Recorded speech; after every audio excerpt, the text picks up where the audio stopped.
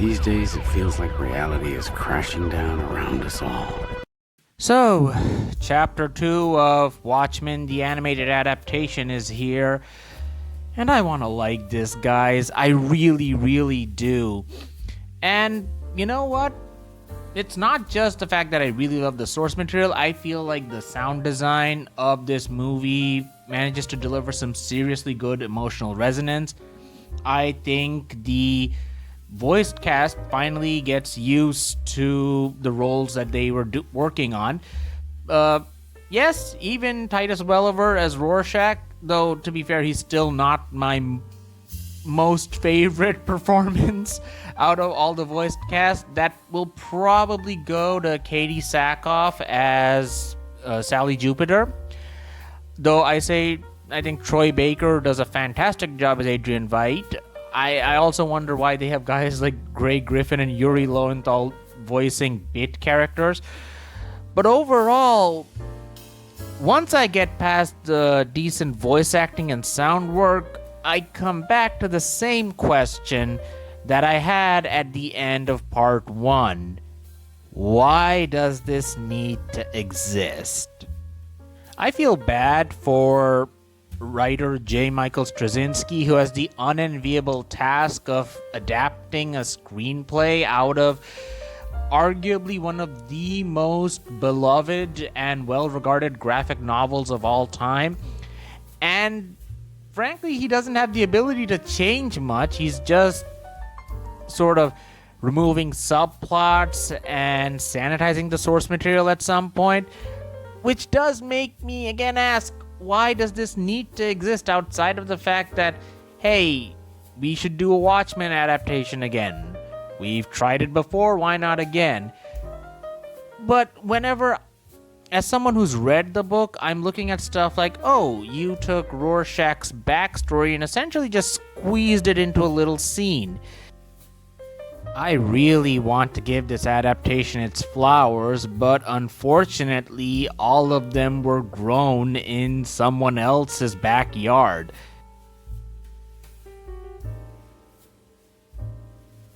Okay, so in my review of Chapter 1, I asked what real reason did this adaptation have to exist, as it felt like a watered-down version of the graphic novel, or something like that.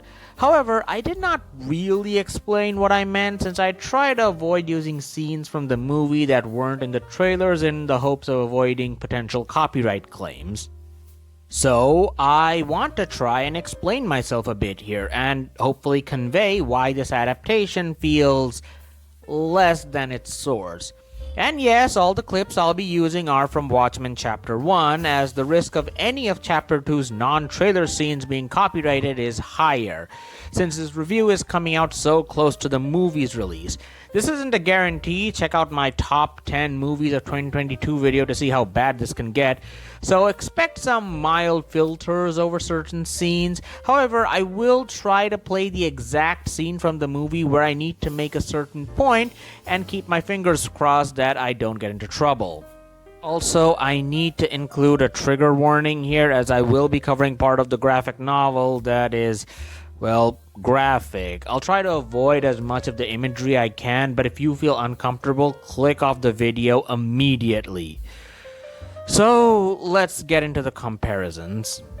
It's very common for a work that's been in circulation for as long as Watchmen has to have some moments that fans latch onto, especially if they are heavily memeable, like this panel where Rorschach muses about Veidt's sexuality and how he needs to investigate it further. The movie chooses to omit this line entirely. Meeting with Veidt left bad taste in mouth. He is pampered and decadent, betraying even his own shallow liberal affectations. Dryberg just as bad.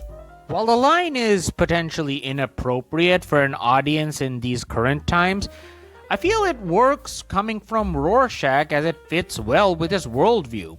The only reasons I can see why this line was removed was either out of an unwillingness to acknowledge the meme, or to sanitize the source material.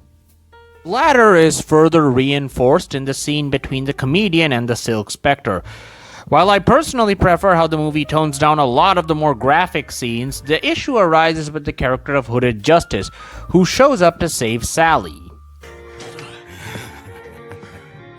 This is what you like, isn't it? This is what gets you hot. Get out. Oh, sure, I'm going.